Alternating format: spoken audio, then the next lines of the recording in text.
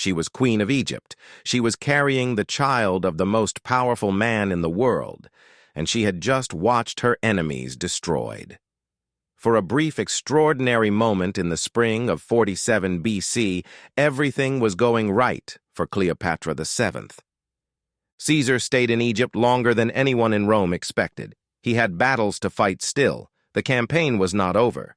But before he left, he and Cleopatra did something that ancient sources describe with an almost dream-like quality. They went sailing on the Nile together.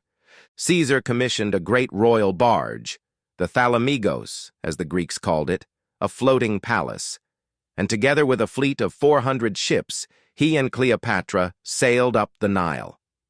They traveled south along the great river, past ancient temples that were already thousands of years old when Caesar was born, past the pyramids at Giza, past towns where priests and farmers had never seen a Roman. Cleopatra had never seen much of her own country either. Raised in the palace at Alexandria, educated in the great library, she had ruled a land she barely knew. This journey was as much her discovery as his. They sailed for weeks. And what passed between them on that river, the conversations, the intimacy, the shared experience of seeing one of the most ancient civilizations on Earth from the water, is lost to history. But it was during this voyage that the relationship became something neither could easily walk away from. By the time Caesar left Egypt in the summer of 47 BC, Cleopatra was visibly pregnant. Caesar departed to fight battles in Asia Minor, famously sending back to Rome the three-word report, Veni, Vidi, Vici. I came, I saw, I conquered, after a battle that lasted only 4 hours. He was gone. And Cleopatra, alone in Alexandria, waited.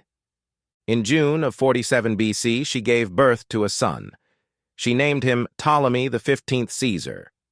But the world would come to know him by the nickname the Alexandrians gave him immediately. Caesarion, Little Caesar, the child of the Queen of Egypt and the master of Rome. Caesar was never officially acknowledged the boy as his son. Roman law was complex on the subject of children born to foreign women, and Roman politics were even more complex. But he never denied it either, and Cleopatra never hesitated to declare it publicly. Whatever Caesar's official position, everyone in the ancient world understood who Caesarion's father was. Caesar came back to Alexandria briefly before leaving for Rome in late 47 BC. He had been away from Rome too long already. Political enemies were gathering. The Senate was restless. The city needed its master back.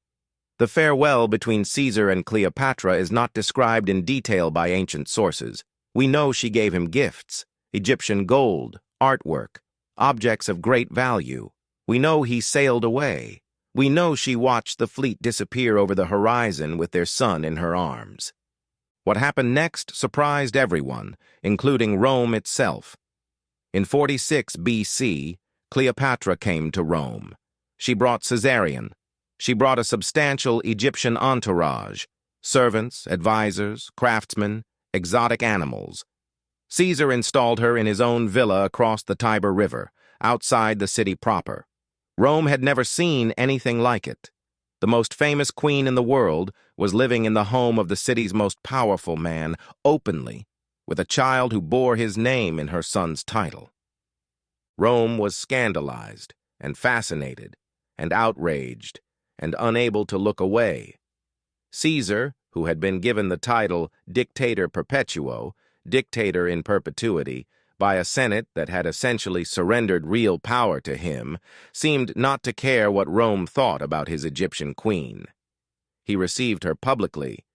He had a golden statue of her erected in the temple of Venus Genetrix, the temple he had built to honor the divine ancestor of his family. A golden statue of a foreign queen in a Roman temple, placed there by Rome's dictator. It was either the most confident gesture in the history of Roman politics or the most reckless, possibly both. Cleopatra spent about a year and a half in Rome. She was brilliant in Roman society, engaging the great minds of the city, including the philosopher Cicero, who found her personally impressive even as he despised what she represented politically. She was learning Rome from the inside, understanding its power structures, its personalities, its weaknesses. If Caesar was planning what many suspected, to make himself king of Rome, with Cleopatra as his queen and Caesarion as their heir, ruling an empire that combined Roman military power with Egyptian wealth, then her time in Rome was not idle luxury, it was preparation. But Rome was watching, and growing angrier. The Roman Republic, whatever its reality had become, had an absolute ideological commitment to the idea that one man should not have absolute power.